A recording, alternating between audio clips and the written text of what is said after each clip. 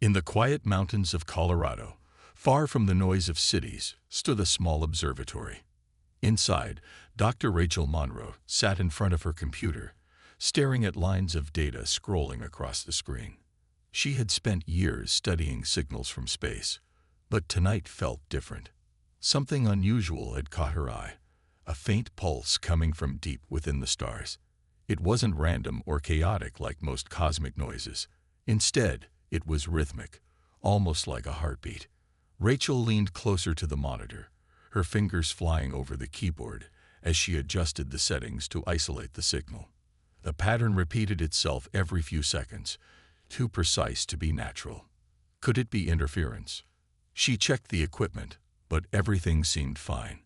Her heart raced as she realized this might be something extraordinary, maybe even intelligent. She picked up her phone and dialed a number she rarely used. "Commander Hayes," she said when he answered, trying to keep her voice steady. "You need to see this." Within an hour, Commander Jack Hayes arrived at the observatory. He was a tall man with sharp features and a calm demeanor, though his eyes betrayed curiosity. Rachel quickly explained what she had found and showed him the data. Jack listened carefully, his brow furrowed as he processed the information. When she played the signal for him, his expression shifted from skepticism to concern. "This isn't just background noise," Jack said finally. "It's deliberate. Someone, or something, is trying to communicate." Together, they began analyzing the signal further. They ran algorithms to decode its structure and searched for patterns that might reveal meaning. After hours of work, fragments of the message started to emerge. Some parts were still garbled, but one word stood out clearly. *Deathworlders*. Neither Rachel nor Jack knew what it meant, but the name sent shivers down their spines. "What do you think it is?" Rachel asked, breaking the silence. "I don't know," Jack admitted. "But if there's a chance this could affect Earth, we can't ignore it." They decided to take action. With approval from higher-ups, they launched a probe toward the source of the signal. It would take weeks to reach the distant star system, but waiting was better than doing nothing. As the probe departed, Rachel couldn't shake the feeling that they were stepping into something much bigger than themselves. Days passed, and the observatory buzzed with activity. Scientists and engineers worked around the clock, hoping to learn more about the mysterious signal. Meanwhile, Jack coordinated with military officials, preparing for any scenario. Though no one wanted to admit it, fear lingered in the air. What if the signal wasn't friendly? What if it was a warning, or worse, a threat? Finally, the day came when the probe reached its destination. Images and readings streamed back to Earth, revealing a star system unlike anything humanity had ever seen. Planets with glowing atmospheres orbited a massive sun, while strange structures floated in orbit. Ships larger than anything on Earth patrolled the skies, their designs sleek and alien. And then, without warning, communication was established. A figure appeared on the screen, humanoid but undeniably alien. Its voice echoed through the speakers, deep and commanding. "You have answered our call. Prepare for the arrival of the Deathworlder Navy." The transmission ended abruptly, leaving everyone stunned. Rachel looked at Jack, her face pale. "What does this mean?" she whispered. Jack didn't answer right away. He stared at the screen, his mind racing. Whatever the Deathworlders were, they weren't here by accident. And now, humanity had to decide how to respond. The room fell silent after the transmission ended. Rachel and Jack exchanged uneasy glances, their minds racing to make sense of what they had just seen and heard. The alien's voice still echoed in their heads, calm but firm, almost as if it expected obedience. For a moment, no one spoke. The weight of the situation pressed down on them like a heavy blanket. "What do we do now?" Rachel asked finally, breaking the silence. Her voice trembled slightly, though she tried to sound calm. Jack exhaled deeply, rubbing his temples. "We need to figure out who, or what, these Deathworlders are," he replied. "But more importantly, we have to prepare for their arrival. If they're coming here, We can't afford to be caught off guard. Over the next few days, news of the message spread quickly through government channels. Leaders from around the world held emergency meetings to discuss the situation. Some argued that the Deathworlders might be hostile invaders, while others believed they could be allies. But without more information, all they had were guesses and fear. Rachel spent long hours poring over the data sent back by the probe. She studied images of the star system, analyzing every detail of the strange planets and ships.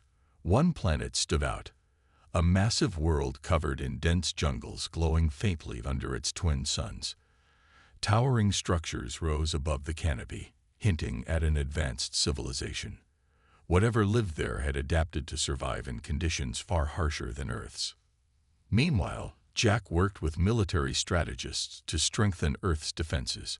Though humanity's weapons seemed puny compared to the technology displayed by the Deathworlders, he knew they couldn't rely solely on hope. Troops were put on high alert, and satellites were repositioned to monitor the skies for any sign of incoming ships. Weeks passed, and tension grew thicker with each day. Then, one evening, radar stations detected something massive entering Earth's solar system. It wasn't a single object, but an entire fleet of ships, moving steadily toward the planet. Their size was staggering. Each vessel dwarfed Earth's largest aircraft carriers, casting shadows across space as they approached. Panic rippled through mission control. Phones rang nonstop as officials scrambled to coordinate a response. Jack stood at the center of it all, barking orders and trying to keep everyone focused. Rachel joined him, her face pale but determined. Together, they watched as the ships slowed to a halt just outside Earth's atmosphere, hovering silently like predators waiting to strike. Then, communication was established again. This time, the alien appeared on screens worldwide, ensuring the entire planet saw its message. Its sharp features and piercing eyes made it look both regal and intimidating. Behind it, rows of soldiers stood at attention, clad in armor that shimmered like liquid metal. "You have answered our call," the alien repeated, its voice resonating with authority. "I am Admiral Cal Vorn of the Deathworlder Navy. We come not as conquerors, but as protectors." Rachel blinked, surprised by the word *protectors*. "What does he mean?" she whispered to Jack. Before anyone could react, Admiral Vorn continued, "Your species has been marked for destruction by forces beyond your understanding. Without aid, your world will fall. Join us, and you may yet survive." The screen went dark once more, leaving humanity to grapple with the implications. Were the Deathworlders truly offering help? Or was this some kind of trick? Questions swirled in Rachel's mind, but one thing was clear. Earth had no choice but to listen. Jack turned to Rachel, his expression grim. "Looks like we're going to meet them," he said. "Get ready. This isn't just about science anymore. It's survival." The next morning, Rachel and Jack stood in a large conference room filled with military officers, scientists, and government officials. Everyone was tense, their faces pale with worry. The message from Admiral Cal Vorn had left them with more questions than answers. Was this an opportunity or a trap?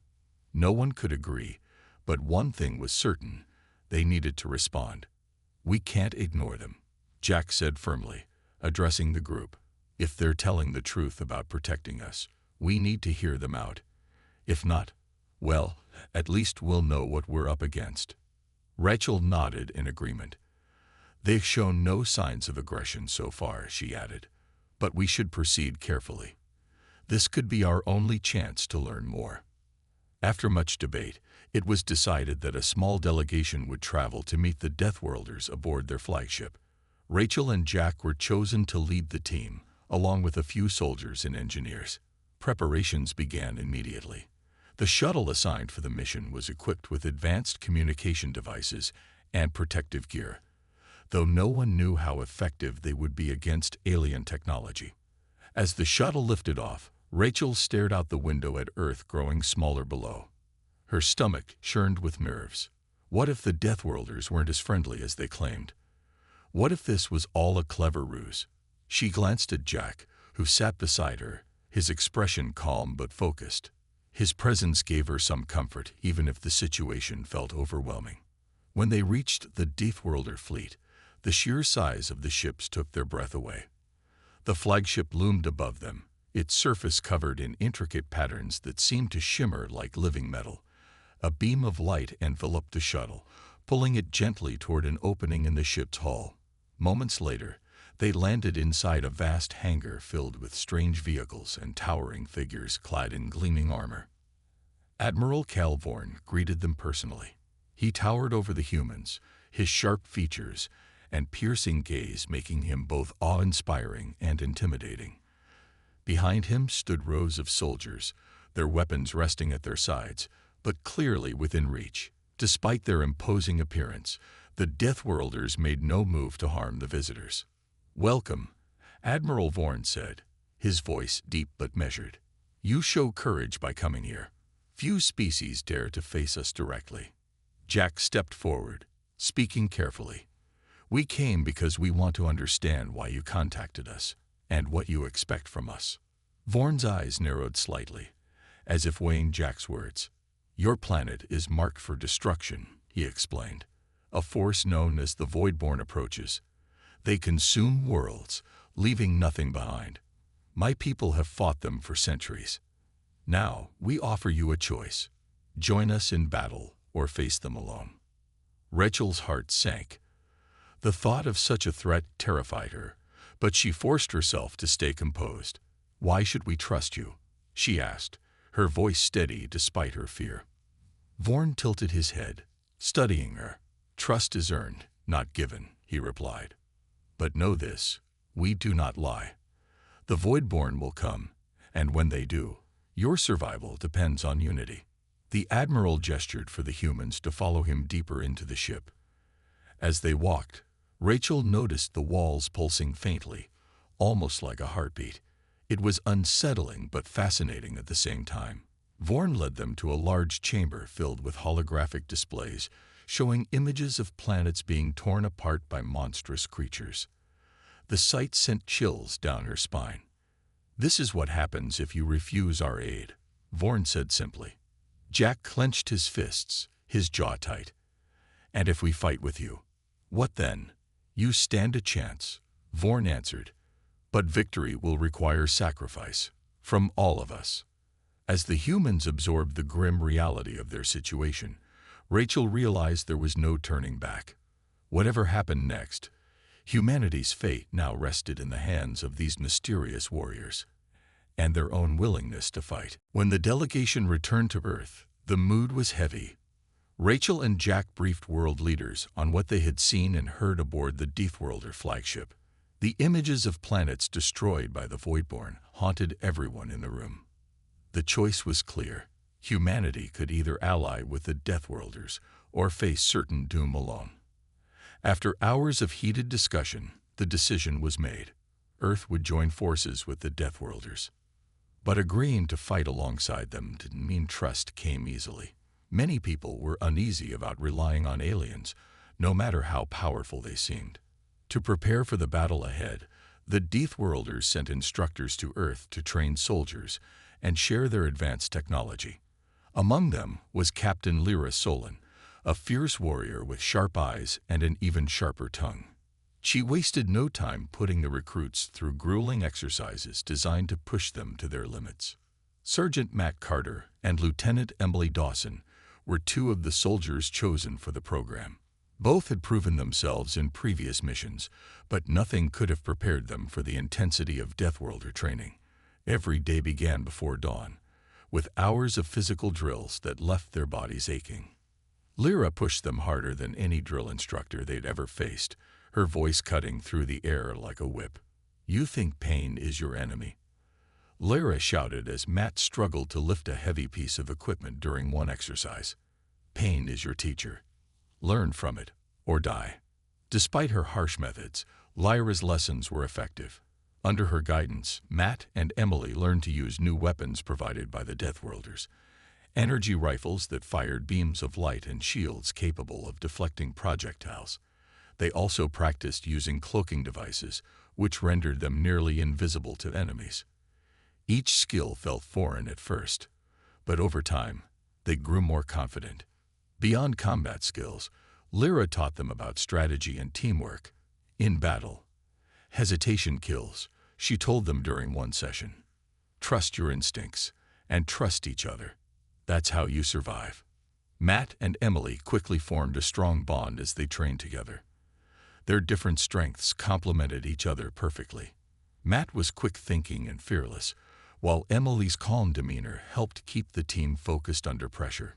Together, they became a formidable pair, earning respect from both their fellow soldiers and Lyra herself. Meanwhile, Rachel worked tirelessly with Deathworlder scientists to enhance Earth's defenses. Using alien technology, they upgraded satellites to detect incoming threats faster and developed systems to disrupt enemy communications. It was exhausting work, but Rachel knew every second counted. The Voidborn fleet was still weeks away, but its shadow loomed large over everything they did. As the days passed, fear spread among civilians. News reports painted a grim picture, showing simulations of what might happen if the Voidborn reached Earth. Cities emptied as people fled to rural areas, hoping to avoid the worst of the destruction. Governments urged citizens to stay calm, but panic was hard to contain. Jack spent most of his time coordinating efforts between military units and the Deathworlders. He often checked in with Rachel, who looked increasingly worn out from her long hours in the lab. "How are you holding up?" he asked her one evening as they shared a quiet moment outside the command center. "I'll be fine," Rachel replied, forcing a smile. "We just need to hold on a little longer." Jack nodded, though worry lingered in his eyes. "We're doing everything we can," he said. "That's all anyone can ask." Though uncertainty hung thick in the air, small victories gave hope. Soldiers improved daily under Lyra's training, and Rachel's upgrades showed promise in tests. Humanity wasn't ready yet, but it was getting closer. And for now, that had to be enough. The day finally came when the Voidborn fleet appeared on the edge of Earth's solar system. Their ships were massive and grotesque, resembling living creatures with jagged edges and pulsating surfaces. Swarms of insect-like drones poured out from their vessels, descending toward Earth like a dark cloud. The battle had begun. Rachel sat in the command center, her hands trembling as she monitored the situation. Screens displayed real-time updates from satellites and ground forces, showing the chaos unfolding across the planet. Cities burned as the Voidborn drones attacked without mercy, tearing through buildings and infrastructure. The screams of civilians echoed over emergency channels, making it hard for Rachel to focus. But she forced herself to stay calm, knowing that her work was critical to humanity's survival. Nearby, Jack coordinated defensive efforts with both human troops and Deathworlder commanders. Together, they launched counterattacks using advanced weapons provided by the Deathworlders. Energy beams sliced through the sky, taking down dozens of drones at a time. Cloaked soldiers moved silently through the streets, ambushing larger Voidborn units before disappearing again. Despite these successes, the sheer number of enemies made progress slow and costly. Meanwhile, Matt and Emily led a strike team tasked with infiltrating one of the Voidborn command ships. Their mission was risky but necessary. If they could disable the ship's core, it might cripple part of the invasion force. Lyra accompanied them, her presence both reassuring and intimidating. "Stay sharp," she warned as they boarded a shuttle headed for the enemy vessel. "This is where you prove yourselves." The journey to the command ship was tense. The shuttle shook violently as it dodged incoming fire, and everyone braced themselves for impact. When they arrived, they found the ship's interior eerily quiet, its corridors dimly lit and lined with strange, organic walls that seemed to pulse faintly. It felt less like a machine and more like a living organism. As they moved deeper into the ship, the team encountered traps and patrols of Voidborn soldiers. These creatures were unlike anything they'd ever seen. Tall, spindly beings with too many limbs and glowing red eyes. Each fight was brutal, testing every ounce of their training. Matt took point, his energy rifle blazing as he cleared paths forward. Emily followed close behind, using her shield to protect the group from surprise attacks. Lyra brought up the rear, her movements swift and deadly, as she eliminated any threats they missed. At one point, the team nearly walked into a trap, a cluster of explosive pods hidden along the walls. Emily noticed just in time, shouting a warning before anyone triggered them. "Good catch," Matt said, giving her a quick nod. They carefully disarmed the pods, their hands steady despite the danger. Finally, they reached the heart of the ship, a massive chamber containing the core. It pulsed with an eerie blue light, tendrils of energy snaking outward to power the vessel. Destroying it wouldn't be easy. It was heavily guarded by Voidborn elites. Lyra quickly devised a plan, assigning roles to each member of the team. "You two go left," she instructed Matt and Emily. "Draw their attention while I circle around and hit them from behind." Matt hesitated for a moment, looking at Emily. "Ready?" he asked quietly. She nodded, gripping her weapon tightly. "Let's do this."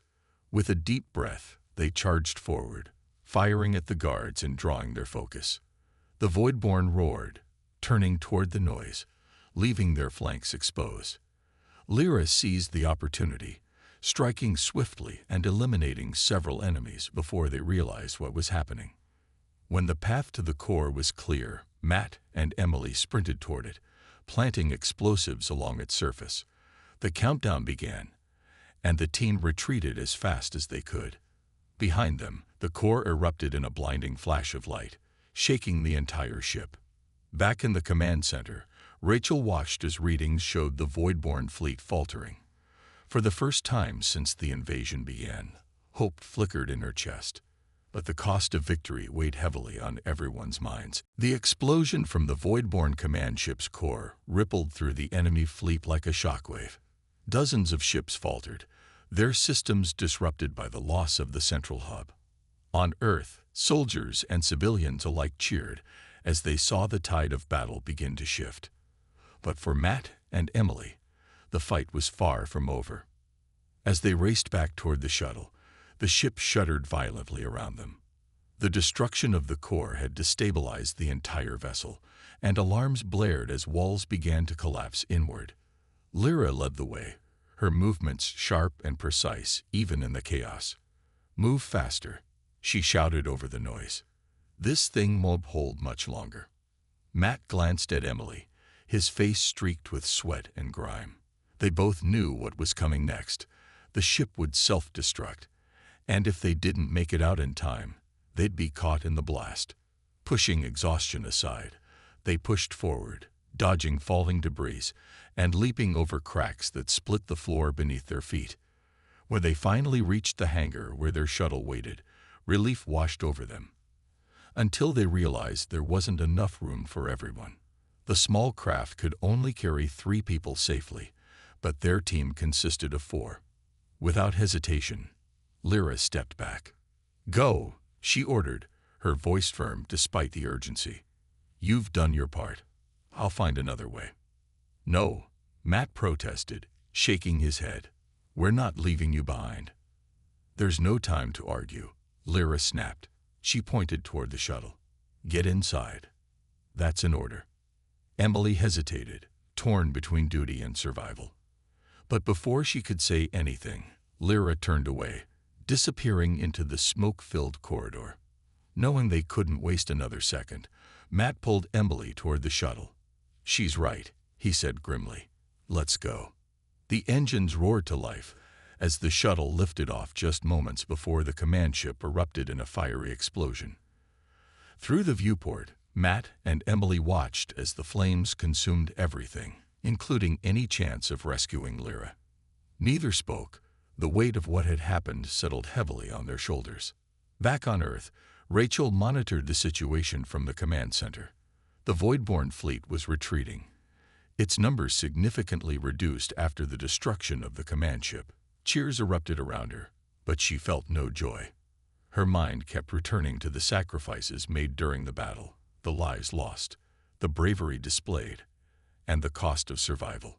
Jack entered the room, his uniform smeared with dirt and ash. He looked exhausted but resolute. "It's working," he told Rachel, his voice low. "Their forces are breaking apart. We might actually win this." Rachel nodded, though her expression remained somber. "At what cost?" she asked quietly. She thought about Matt and Emily, who had risked everything to complete their mission, and Lyra, who had stayed behind so they could escape. Every victory seemed to come with a price too high to bear. Hours later, the last of the Voidborn ships vanished from radar screens, fleeing back into deep space. The immediate threat was gone, but the scars of the invasion would linger for years to come. Cities lay in ruins, millions were displaced, and countless families mourned loved ones lost in the fight. Yet, amidst the devastation, humanity found reasons to hope. Matt and Emily returned to Earth as heroes, though neither felt like celebrating. Their bond had grown stronger through shared hardship, but the memory of Lyra's sacrifice weighed heavily on them. In private moments, they often talked about her courage and how she had given them a chance to survive. In the days that followed, leaders from across the globe met to discuss the future. Humanity owed its survival to the Deathworlders, and many agreed that an alliance should continue. Admiral Calvorn addressed the United Nations via hologram, praising humanity's resilience and offering ongoing support against future threats. For Rachel, Jack, and everyone else involved, the battle against the Voidborn marked the beginning of a new chapter. It was a reminder of humanity's fragility, but also its strength when faced with impossible odds. And though the road ahead would be long and difficult, they knew one thing for certain. Together, they could face whatever came next. The war was over, but its impact lingered in every corner of Earth. Cities once bustling with life now stood as ruins, their streets empty and buildings reduced to rubble. The scars of the Voidborn invasion were everywhere, on the land, in people's hearts, and in the stories told by those who had survived. Yet, amid the devastation, there was a sense of resilience. Humanity had faced extinction and fought back, proving it could endure even the darkest storms. Matt and Emily became symbols of that resilience. Their names were spoken with reverence, their actions remembered as acts of extraordinary bravery. But they didn't see themselves as heroes. To them, the real honor belonged to those who hadn't returned, people like Lyra Solon, whose sacrifice had allowed them to complete their mission. Whenever they spoke publicly about the battle, they made sure to mention her name, ensuring she wouldn't be forgotten. Rachel spent weeks helping rebuild what had been lost. She worked alongside scientists and engineers, using Deathworlder technology to restore power grids, repair communication networks, and create systems to detect future threats. Though exhausted, she found purpose in her work. Every small victory brought hope to those struggling to recover. Still, she often thought about Admiral Calvorn and his warnings. If the Voidborn ever returned, humanity would need to be ready. Jack took on a new role as Earth's liaison to the Deathworlders. He traveled frequently between military bases and alien outposts, fostering trust between the two species. At first, many humans remained wary of their alien allies, but over time, cooperation grew stronger. The Deathworlders shared knowledge and resources freely, teaching humanity how to defend itself against dangers beyond imagination. In return, Earth offered gratitude and a promise to stand together if the Voidborn came again. Admiral Vorn kept his word, leaving behind a contingent of ships to patrol near Earth's solar system. "We are not saviors," he said during one meeting with world leaders. "You saved yourselves. We merely gave you the tools to do so." His words resonated deeply, reminding everyone that survival depended on unity, not just with others, but within themselves. As months passed, life slowly began to return to normal. Families reunited, communities rebuilt, and children played in parks where silence had once reigned. Memorials were erected for those who had fallen, including one dedicated to Lyra and other brave warriors who had given everything for the cause. Matt and Emily attended the unveiling ceremony, standing side by side as Rachel delivered a speech honoring their courage. "We faced the impossible and prevailed," Rachel said, her voice steadied despite the tears in her eyes. "But let us never forget the price of our freedom. Let this moment remind us to cherish peace, protect each other, and prepare for whatever challenges lie ahead." In quieter moments, Matt and Emily reflected on how much had changed since the signal first reached Earth. They had started as ordinary soldiers, unsure of their place in the world, and ended up as leaders in humanity's fight for survival. Though they carried the weight of loss, they also felt pride in knowing they had made a difference. One evening, as they sat together under the stars, Emily turned to Matt. "Do you think we'll ever face something like this again?" she asked softly. Matt looked at her, his expression thoughtful. "Probably," he admitted. "But if we do, I know we'll handle it. We've got each other, and allies who believe in us." Emily smiled faintly, leaning her head on his shoulder. Above them, the night sky stretched endlessly, vast and full of mysteries he had unknown. For now, though, Earth was safe, and for the first time in a long while, hope burned brighter than fear.